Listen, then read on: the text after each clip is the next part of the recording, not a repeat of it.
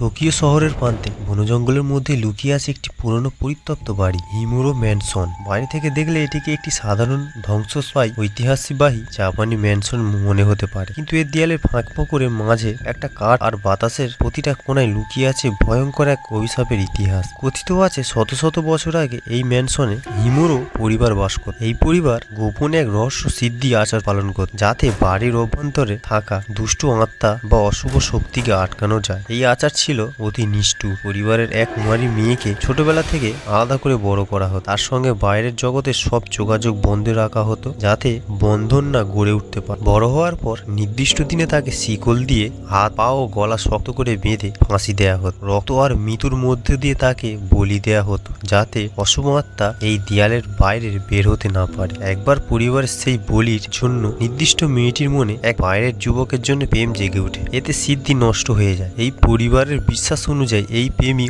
অশুভ শক্তিকে মুক্তি করে দেওয়ার কারণ হতে পারে। তাই হিমুরো পরিবারের কর্তা ক্রোধে উন্মত্ত হয়ে ওঠে আর সেই মেয়েটিকে আরো নিষ্ঠুরভাবে বলি দেওয়া হয়। আর শুধু তাতেই থেমে থাকেনি, পরিবারের অন্যান্য সদস্য, চাকর বাকর সবাইকেই হত্যা করে রাগে বলি দেওয়া হয়, যেন কোনো রকম বন্ধন না, সম্পর্ক আর অবশিষ্ট না থাকে। এরপর থেকেই হিমুরো ম্যানশন হয়ে ওঠে অভিশপ্ত বাড়ি। শোনা যায় এখনো রাতের বেলা সেখানে অদ্ভুত শিকলের আওয়াজ শোনা যায়, দেয়ালে রক্তের হাতের ছাপ বা মানুষের ছায়া দেখা যায়। মাঝে মাঝে করুণ আর্তনাদ ভেসে আসে, যেন কেউ দম বন্ধ হয়ে মারা যাচ্ছে। আবার কেউ প্রবেশ করলে আর সহজে ফিরে আসে না, কিংবা মানসিকভাবে বিপর্যস্ত হয়ে ফিরে আসে। তবু কিছু রহস্যপ্রেমী মানুষ কৌতূহলের বসে এই বাড়ির অভিশপ্ত ইতিহাস জানতে আসে। যেমন এসেছিল কাহিনীর নায়ক ইউজি এবং তার বন্ধুরা। এক রাতে ইউজি, তার বান্ধবী মিও ও তার বন্ধু তাকেশি ও হারুকো ক্যামেরা আর টর্চ হাতে হিমুরো ম্যানশন এ ঢোকে। তারা চায় ইউটিউবের জন্য রিয়েল হরর ভিডিও করতে, কারণ তারা শুনেছিল এই বাড়ির অশুভ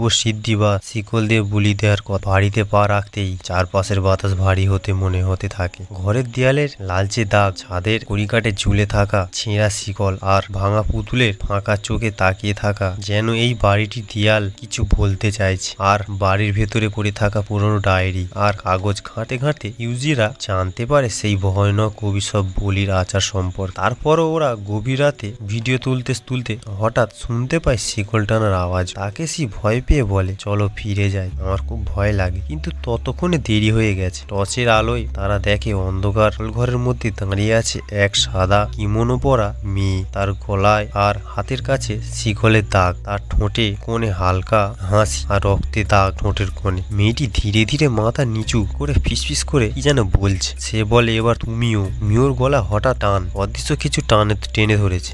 ইউজি আর তাকেশি চিৎকার করে ওঠে, কিন্তু দেখতে পায় মিওর গলা আর হাতের চারপাশে লাল দাগ বসে যাচ্ছে, যেন শিকল দিয়ে কেউ টেনে বেঁধে রেখেছে অদৃশ্য শক্তিতে।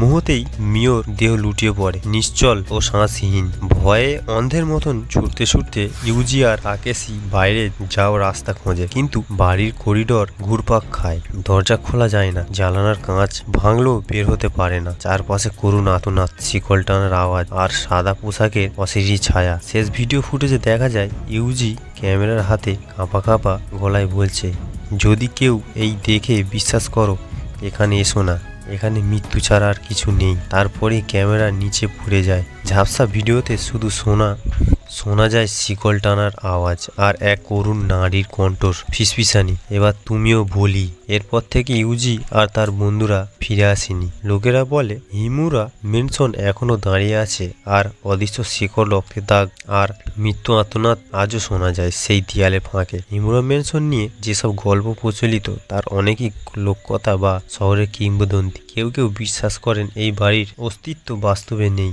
বা এই গল্পগুলো শুধু মানুষের কল্পনা থেকে তৈরি হয়েছে। তবুও কাহিনী গা ছমছমে রোমাঞ্চ, ভক্তরা আজও মুগ্ধ। তো এই গল্পটা যদি ভালো লাগে, লাইক, কমেন্ট অ্যান্ড সাবস্ক্রাইব করতে বন্ধুরা।